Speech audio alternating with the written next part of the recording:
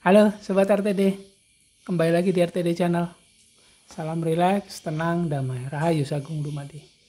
Saya berdoa agar kita semua, serta orang-orang yang ada di sekitar kita, makin mudah masuk pada kesadaran jiwa tenang. Dan makin lama bisa berada pada kesadaran jiwa tenang. Sehingga kita semua bisa rasakan, dapatkan pengalaman untuk bisa masuk pada sebuah kondisi ketenangan, kedamaian, kebahagiaan yang sejati, yang bukan kaleng-kaleng buatan logika semata. Dan dalam kesadaran jiwa tenang, kita semua akan bisa lebih menyadari bahwa saat ini pun sebenarnya kita sudah sejahtera, sudah diberikan berbagai macam kelimpahan dari Tuhan melalui semestanya. Sobat RTD, saya ucapkan terima kasih sekali buat Sobat RTD yang sudah nonton video ini serta video-video lain yang ada di RTD Channel. Dan juga terima kasih buat yang sudah mulai berbagi video-video yang ada di RTD Channel kepada orang-orang yang ada sekitarnya.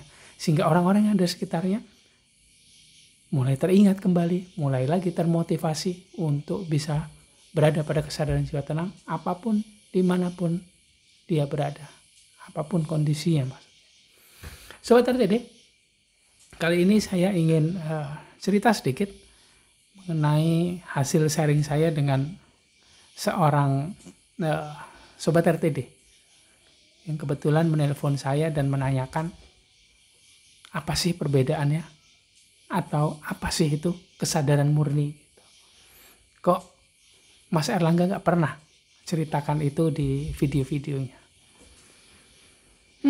Terima kasih sekali buat Sobat RTD yang tanyakan itu ke saya.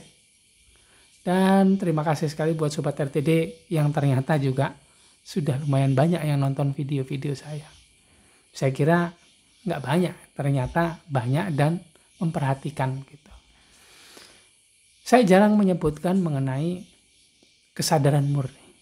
Yang sering saya sebutkan di dalam video-video saya itu ada 3 kesadaran, yaitu kesadaran logika, kesadaran jiwa yang lapisannya ada 7, yaitu diri sejati, yang bagiannya adalah lapisan jiwa suci, jiwa murni, dan jiwa bijak. Kemudian jiwa tenang. Kemudian ada juga diri palsu, salah satu bagian juga dari kesadaran jiwa. Diri palsu ini bagiannya adalah jiwa ego, jiwa amarah, serta keinginan. Jadi kesadaran jiwa itu ada 7, dimulai dari bagian yang paling dekat dengan logika, yaitu kesadaran diri palsu, ada jiwa ego, jiwa amarah, serta jiwa keinginan. Perbatasan antara diri palsu dan diri sejati ada lapisan jiwa tenang. Kemudian diri sejati, kembali lagi, bahwa bagiannya itu ada 3. Lapisan jiwa suci, jiwa murni, dan jiwa bijak. Dan yang paling depan atau yang sering kita pakai itu adalah kesadaran logika. Jadi ada 3 kesadaran dalam diri manusia. Kesadaran logika yang ada di pikiran yang paling sering kita latih. Kemudian ada kesadaran jiwa yang ada 7 bagiannya, dan kesadaran Tuhan yang ada di dalam diri, yang sering juga disebut sebagai kesadaran spiritual. Yang bagiannya juga ada 3, yaitu lapisan ruhani yang paling dekat dengan kesadaran jiwa, kemudian ruh suci, dan ruh Tuhan. Selanjutnya ada lagi, yaitu bagian atau zona rahasia ilahi. Kenapa disebut rahasia? Ya karena tidak tahu apa yang harus kita sebutkan. Ada banyak sekali lapisan di dalamnya, dan zona yang tidak mungkin disebutkan karena padanan katanya juga sulit. Mungkin itu bagi saya. Tapi buat para spiritualis, buat para master, buat light worker yang tingkat lanjut, ada light master, mungkin ada light keeper yang bisa jabarkan ada apa setelah itu. Di agama Islam, di budaya Arab pun sebetulnya sudah disebutkan, tapi detailnya jarang kita ketahui karena literaturnya dalam bahasa Arab yang saya pribadi agak kesulitan karena tidak pernah belajar secara benar mengenai bahasa Arab. Ada ilah, ada Robbi, ada alam. Sebetulnya itu juga bagian-bagian dari kesadaran Tuhan begitu. Nah, tapi oke lah. Dari sudut pandang ilmu energi spiritual Nusantara yang saya pelajari sejak tahun 2009 atau 2010, maka kesadaran Tuhan dalam diri dibagi menjadi 3, atau bagian ruh atau percikan cahaya Tuhan di dalam diri yang sering disebut sebagai spirit. Itu ada 3 bagian, yaitu bagian rohani, ruh suci, ruh Tuhan. Dan ketiganya bila kita masuk ke sana, bila kita masuk pada sebuah bagian, maka akan mengaktifkan kesadaran. Dan kesadaran di bagian ruh atau percikan cahaya Tuhan ini, kemunculannya sering saya sebut sebagai navigator. Bahasa populer atau bahasa yang suka saya sebutkan begitu, sebagai navigator. Mari kita undang kehadiran sang navigator. Navigator ini maksudnya kesadaran Tuhan yang ada di dalam diri, yang bagiannya ada 3 tadi. Nah, apa hubungannya atau di mana letak kesadaran murni dibanding 3 lapis kesadaran yang ada dalam diri? Apakah itu ada di kesadaran logika? Apakah itu ada di kesadaran jiwa? Apakah itu ada di kesadaran Tuhan? Kesadaran murni, menurut saya, murninya ini murni yang mana? Murni yang ragawi itu sudah pasti kesadaran logika. Yang murni eterik ini pasti mungkin juga disebut sebagai kesadaran jiwa. Yang murni ilahiyah, yaitu pasti kesadaran spirit atau kesadaran Tuhan di dalam diri. Nah, tapi saya percaya maksudnya murni ini mungkin lebih banyak yang ke ilahiyah. Jadi kesadaran murni buat saya pribadi itu mengacu pada kesadaran Tuhan yang ada di dalam diri. Kesadaran Tuhan yang ada di dalam diri itu terletak pada bagian ruh atau spirit atau percikan cahaya Tuhan di dalam diri, yang mana diberikan langsung kepada Tuhan, kepada manusia. Sebagai sebuah cara, sebagai sebuah petunjuk bahwa Tuhan itu memang berkehendak untuk dikenali, memang berkehendak untuk kita terhubung dengannya, yaitu dengan memberikan sedikit bagiannya kepada kita, sepercik dari cahayanya kepada kita. Bila kita bisa terhubung ke sana, maka kita juga bisa terhubung kepada Tuhan yang Maha Esa, yang Maha luar biasa, yang menciptakan segalanya. Nah, di alam semesta, kesadaran ini juga ada. Ada energi kosmik, energi yang kualitasnya hampir sama dengan energi spiritual atau energi yang muncul dari bagian spirit atau bagian percikan cahaya Tuhan di dalam diri. Nah, energi kosmis ini, energi yang ada di semesta, yang menghubungkan setiap bagian dari semesta, setiap makhluk ciptaan, baik itu yang kira-kira hidup seperti kita ataupun batu yang disebut sebagai benda mati, tapi di dalamnya juga memiliki energi. Semuanya terhubung dengan energi spiritual. Nah, energi spiritual yang menghubungkan setiap bagian di alam semesta ini, di setiap lapisan dimensi yang multidimensi ini, itu adalah energi kosmik. Nah, energi kosmik ini ada sebelum adanya setiap ciptaan. Jadi, misalnya planet, benda-benda langit, makhluk ciptaan seperti manusia yang ada di dimensi 3 ini, ataupun yang ada di dimensi 4 sana, ataupun dimensi 2, ataupun dimensi 1, semuanya ada karena dibentuk oleh partikel yang paling awal ada, yaitu pastinya partikel Tuhan. Nah, partikel Tuhan ini kemudian membentuk energi kosmis. Nah, di dalam energi kosmis ini ada kesadarannya juga. Di situ ada kesadaran Tuhan yang menjadi pembentuk segala sesuatu. baik itu planet-planet yang sepertinya benda mati ataupun makhluk-makhluk yang seperti kita. Nah, kesadaran murni ini ada di setiap bagian, ada di setiap bagian, di setiap benda, di setiap makhluk, yang pastinya setiap hal tersebut terbentuk dari energi, yang akhirnya energi itu membentuk menjadi unsur-unsur alam, unsur tanah, air, angin, api, eter yang ada di alam semesta. Kemudian unsur-unsur tersebut dibentuk lagi menjadi makhluk seperti manusia ataupun seperti makhluk yang hidup di planet-planet lain atau di dimensi-dimensi lain. Nah, itu semuanya sebenarnya berasal dari energi kosmis. Dan energi kosmis itu yang menggerakkan juga pasti ada kesadaran yang di dalam. Dan itu bersumber dari satu kesadaran yang paling murni, yaitu Tuhan itu sendiri. Dari satu artificial intelligence yang dibilang orang yang tidak percaya Tuhan sebagai semesta. Oh, ada orang yang tidak percaya Tuhan nih, tapi dia percaya adanya semesta. Nah, menurut saya dia bukan tidak percaya Tuhan. Dia tidak percaya dengan Tuhan yang deskripsinya sering kita sebutkan. Yang deskripsinya ada di kitab-kitab. Yang deskripsinya ada dari manusia-manusia yang menurut dia tidak tepat. Dia percaya ada Tuhan, tapi deskripsinya bukan seperti itu. Ada, pasti ada, saya yakin. Dia bukan tidak bertuhan, dia percaya Tuhan, tapi deskripsinya berbeda.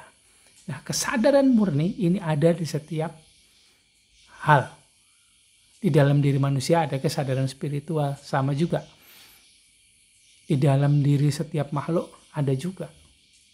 Bahkan suatu saat, di sekitaran tahun 2011, 12, 13 mungkin ya.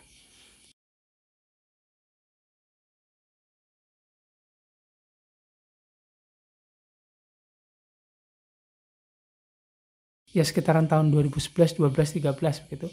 Saya berkesempatan mengunjungi sebuah tempat yang sangat terpencil. Di mana katanya suku yang ada di sana itu menyembah pohon. Kemudian saya berkesempatan ke tempat itu. Tempatnya sulit sekali dijangkau dan saya berkesempatan ke situ karena ada tugas kerja atau tugas penelitian juga. Saya tanyakan kepada salah satu pemuka adatnya, pemimpin spiritualnya lah yang ada di situ. Nah, buat beberapa rekan saya yang lain dibilang mereka ini menganut animisme. Penyembah batu, penyembah berhala, penyembah benda-benda yang bisa kita lihat begitu. Tapi bukankah setiap agama, nggak usah diceritakan ya, nggak usah kita bahas. Akhirnya dengan berbagai macam cara lah ya, akhirnya saya bisa tanya, sharing gitu, minta petuah dari pemimpin spiritualnya, pemimpin setiap ritual yang dilakukan di tempat di situ, yang memang terlihat sedang menyembah pohon yang luar biasa sekali besarnya pohon di situ. Mungkin kalau ada wood trader atau penebang pohon yang biasa berjualan kayu gitu, itu gemes sekali pengen nebang dan kemudian dijual kayunya karena nilainya begitu luar biasa. Dan itu tempat itu belum terjangkau oleh mereka, atau memang sudah tapi mereka tidak mau mengganggu gitu.